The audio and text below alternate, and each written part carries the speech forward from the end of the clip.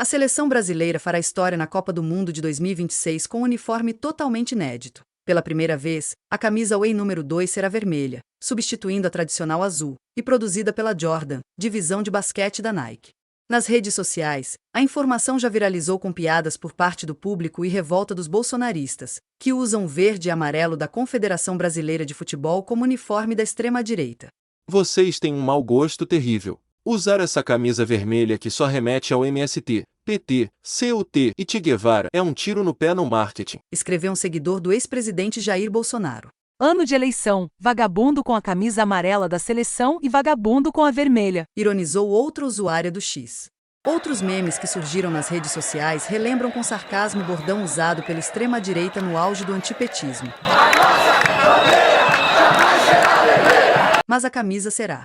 De acordo com informações exclusivas do FUT Headlines, site especializado em lançamentos esportivos, a nova coleção marcará uma ruptura com a tradição dos uniformes reservas azuis que acompanham a equipe desde 1958, quando a camisa estreou na final que consagrou o primeiro título do Brasil.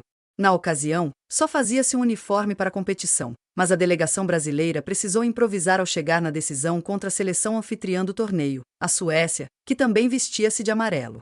Para convencer os atletas, que contavam com Pelé e Garrincha no grupo, o roupeiro fez uma associação com o manto de Nossa Senhora Aparecida, padroeira do Brasil. Trocar o manto de Nossa Senhora Aparecida por uma camisa vermelha é satanismo, rogou um bolsonarista. O tom exato ainda não foi revelado, mas fontes indicam que será um vermelho vibrante e moderno, alinhado às cores da marca do maior ídolo do basquete, Michael Jordan, que fez história nos anos 90 ao ganhar 6 títulos da NBA pelo Chicago Bulls, cujo símbolo também é vermelho. O maior diferencial da nova camisa será a substituição do tradicional logo da Nike pelo icônico Jumpman, logo da Jordan Brand mundialmente conhecido no basquete e na cultura da streetwear. Será a primeira vez em que a seleção brasileira de futebol terá um uniforme oficial com a marca, apesar de a parceria já existir desde 2016, quando foi lançada uma edição especial da camisa canarinho. Esta colaboração entre a Jordan e a CBF representa a fusão perfeita entre o legado do futebol brasileiro e a inovação da cultura esportiva global, afirmou um porta-voz da marca em comunicado não oficial. Especialistas em marketing esportivo acreditam que a mudança reflete uma estratégia para conectar a seleção brasileira com novas gerações de torcedores e com o público estadunidense, já que a Copa de 2026 será sediada nos Estados Unidos, México e Canadá. A icônica camisa canarinho é um dos maiores símbolos do futebol brasileiro. Com esse uniforme, a seleção nacional conquistou suas 5 Copas do Mundo. Entretanto, essa camisa amarela não foi sempre escolhida pela seleção. Entre 1914 e 1952, o Brasil utilizava o uniforme branco como oficial, até o inesquecível Maracanaço de 1950.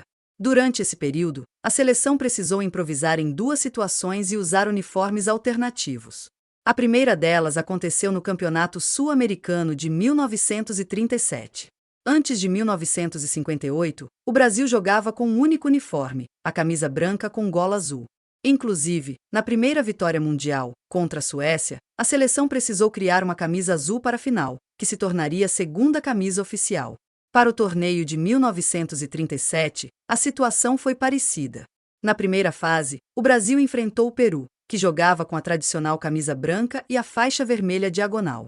Para evitar confusão, um sorteio determinou que o Brasil usasse uma camisa de outra cor. A solução encontrada foi inusitada. A seleção brasileira usou a camisa vermelha do Independiente, da Argentina, um fato que, nos dias de hoje, geraria ainda mais debate. Mesmo com a camisa emprestada, o Brasil venceu o Peru por 3-2, em um jogo agitado.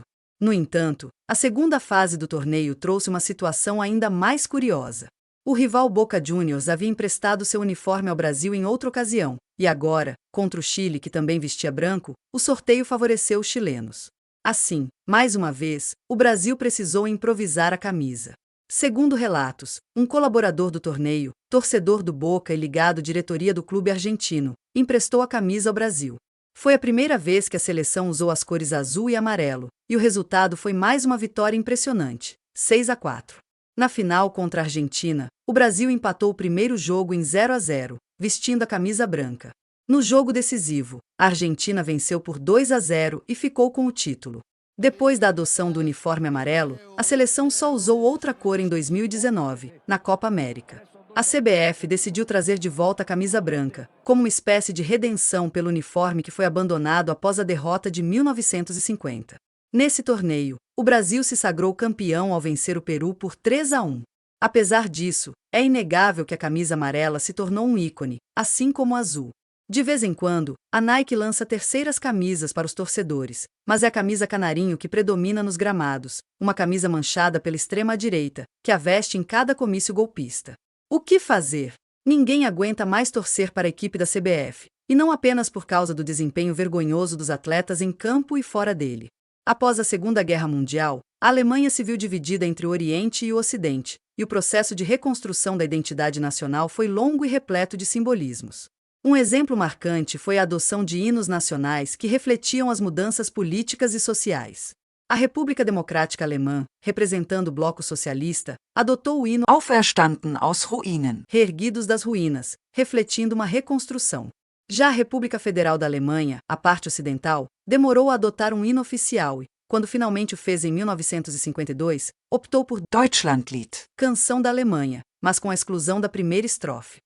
A decisão de vetar esse trecho foi uma medida cautelar em pleno período de desnazificação, evitando qualquer associação com os ideais hitleristas. Caiu Deutschland über alles in der Welt. Ou seja, Alemanha acima de tudo no mundo. Em 1938, durante o regime fascista de Benito Mussolini, a seleção italiana passou a usar um uniforme preto. Jogaram assim na Copa do Mundo na França.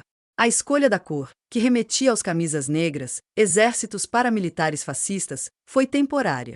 Após a morte de Mussolini e o término do conflito, o azul foi retomado como a cor oficial.